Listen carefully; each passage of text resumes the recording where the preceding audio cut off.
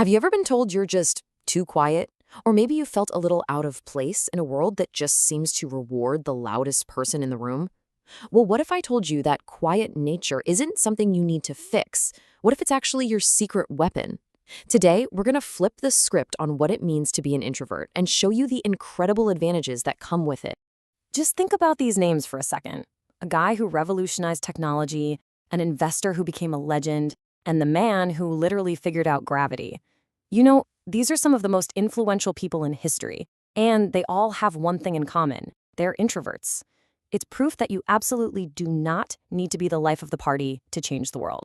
So this is the core idea I really want you to walk away with. Stop, right now, seeing your quietness as some kind of flaw. It's not. As you can see, it's an unfair competitive advantage, especially in a world that is just so full of noise. So let's dive into how you can start using it. Okay, first things first, we have to bust a huge myth. This idea that to be successful, you have to be an extrovert. I mean, we see it everywhere, right? The super charismatic leader, the salesperson who can talk to anyone, that friend who's always surrounded by a crowd. We're constantly told we need to be more outgoing, but is that really the whole story? Not even close. To really get the introvert advantage, we've got to go deeper. I'm talking right into the brain itself. See, this isn't just about being shy or antisocial. This is about biology. It's about how an introvert's brain is literally, physically wired differently. So check this out. You can think of it like two totally different highways for information. For an extrovert, information comes in, takes a short, direct superhighway, and comes right out as a quick reaction. But for an introvert, that same piece of info goes on a much longer journey.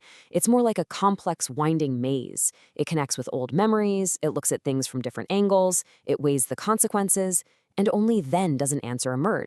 And this right here is so incredibly important to understand. If you're an introvert, you've probably felt like you're slow to respond in a fast-moving conversation. But you're not slow. You are just processing everything on a much, much deeper level. You're not just reacting, you're reflecting. You're making connections, and you're building a far more thoughtful insight. And here's the other huge difference. Energy. Think of your social energy like a phone battery. For an extrovert, being around a bunch of people is like plugging into a charger. It boosts them up. But for an introvert, that same social interaction actually drains the battery. Solitude, being alone, is how you plug in and recharge. It's not that you dislike people. It's just about how you refill your tank. All right, so we've got the mechanics down. We know the why. Now for the really good stuff. How do these differences in our brains turn into actual superpowers in the real world? Let's pull back the curtain on the hidden strengths of having a quieter nature. Let's start with listening. Really listening. Because introverts usually talk less, they naturally listen more. And they're not just passively hearing words. They're actively observing. They're picking up on the body language, the pauses, all the things that aren't being said. And you can see that difference right here. An introvert's listening ability isn't just a tiny bit better. It's a game-changing skill that lets them soak up way more information than anyone else. This Korean phrase says it all.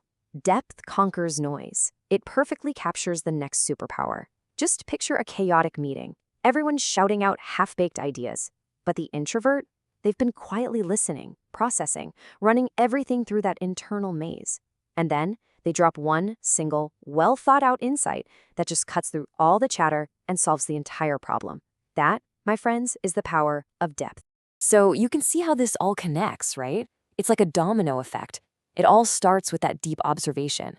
That leads to these profound insights. And those insights let you make truly meaningful contributions. And when you do that over and over, you build this incredible, natural authority. People just learn that when you finally do speak, it's because you have something important to say. So, what does this all boil down to? It's a really simple but powerful idea. Stop fighting your own nature and start embracing it. This isn't about just learning to cope with being an introvert. It's about finally unlocking the genius that's been hiding inside your quiet disposition all along. Trying to force yourself to be an extrovert is it's completely pointless. I absolutely love this analogy. It's like trying to charge an iPhone with an Android charger. It might look like it fits, but it's just not going to work. It'll just drain your energy and keep you from tapping into your real strengths. You've got to use the charger that was designed specifically for you. And a huge part of that is completely reframing how you think about solitude. For an introvert, being alone is not loneliness. It's a necessity. It's an incubator. It's that quiet, protected space where you recharge your battery, where your brain does its deepest work, and where your absolute best ideas get to hatch. I want you to really let this sink in. Yeah, the world might get distracted by the loudest person in the room for a moment. But history shows us time and time again that the real, lasting, world-altering change comes from the quiet thinkers. It comes from the scientists, the artists, and the leaders who took that time for reflection to come up with the ideas that shaped all of our futures. So embrace your quiet. Own your need for solitude. Let your amazing brain run through its complex, beautiful maze. Because honestly, the world doesn't need another loud voice. What it desperately needs is your deep, thoughtful insight. So the only question left is, what world-changing idea are you cooking up in there right now?